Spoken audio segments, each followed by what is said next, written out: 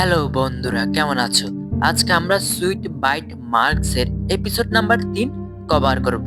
এর আগের দুইটা এপিসোড যারা দেখেনি, লিংক ডিসক্রিপশন বক্সে দেয়া আছে। তাহলে শুরু করা যাক। পর্বের শুরুতে আমরা দেখি যে রয় জিয়াওসিনকে তার রাজমহলে নিয়ে আসে এবং সে জিয়াওসিনকে একটি রুমের মধ্যে বন্দি করে রাখে। এরপরে রয় জিয়াওসিনকে দেখার জন্য তার রুমের মধ্যে যায়। তখনই রয়ের একজন দাসী এসে বলে যে জিয়াওসিনের ছোট ভাইটি এসেছে তোমার সাথে দেখা করার জন্য। বন্ধুরা, জিয়াওসিনের ছোট ভাইটির নাম হলো শাওলিং। এই পর্বে জিয়াওসিনের ব্যক্তিগত জীবনের অসহায়ত্ব ফুটে ওঠে। তার ছোট ভাই শাওলিং মারাত্মক অসুস্থ এবং তার চিকিৎসার জন্য জিয়াওসিনের অনেক অর্থের প্রয়োজন।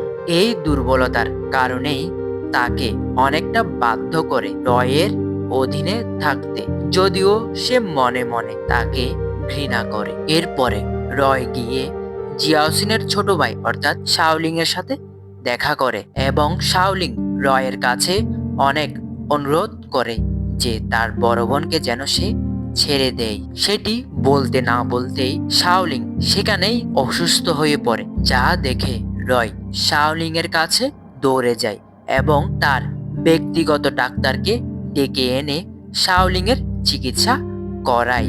শাওলিং এর অসুস্থতা দেখে জিয়াওসিনও অজ্ঞান হয়ে পড়ে। তখন রয় জিয়াওসিনকে কোলে তুলে তার বিছানায় নিয়ে যায় এবং জিয়াওসিনের দেখাশোনা করে। এরপরে জিয়াওসিন সুস্থ হয়ে ওঠার পরে তার ভাইকে যে রুমে চিকিৎসা দেওয়া হচ্ছিল সেই রুমে গিয়ে জিয়াওসিন শাওলিং এর সাথে দেখা করে। তখন তাদের মাঝে সুন্দর একটা ভাই বোনের প্রতি টান এবং ভালোবাসা দেখা যায়। রয়ও অন্য রুম থেকে লুকে লুকে পর্দা আড়াল থেকে তাদের ভাই বোনের এই ভালোবাসাটি দেখছিল, যা বোঝাই যাচ্ছিল যে রয় কিছুটা টক্সিক হলেও জিয়াওসিনের প্রতি তার এক ধরনের সফট কর্নার তৈরি হতে শুরু করেছে। সে জিয়াওসিনকে তার রক্ত দেওয়ার জন্য প্ররোচিত করে এবং তাদের মধ্যে একটি অদ্ভুত ঘৃণা ও আকর্ষণের রসায়ন তৈরি হয়। এরপরে জিয়াওসিন গিয়ে রয়ের সাথে দেখা করে এবং রয়কে তার ভাইকে বাঁচানোর জন্য ধন্যবাদ বলে, যদিও সে মন থেকে রয়কে পছন্দ করে না, কারণ রয়ের বাবা তাদের বাবা মাকে মেরে ফেলেছিল।